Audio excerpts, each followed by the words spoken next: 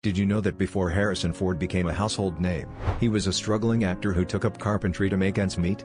One day, while working as a carpenter at George Lucas's home, he was asked to read lines with actors auditioning for a new sci-fi movie.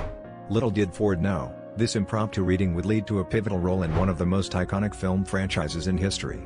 As he read lines for Star Wars, Lucas was struck by Ford's natural charisma and authenticity. Despite initial reservations, Lucas saw something special in him and cast him as Han Solo. This serendipitous moment not only launched Ford's illustrious career but also forever changed the landscape of pop culture. Imagine a world without Harrison Ford's Han Solo. It's almost unthinkable.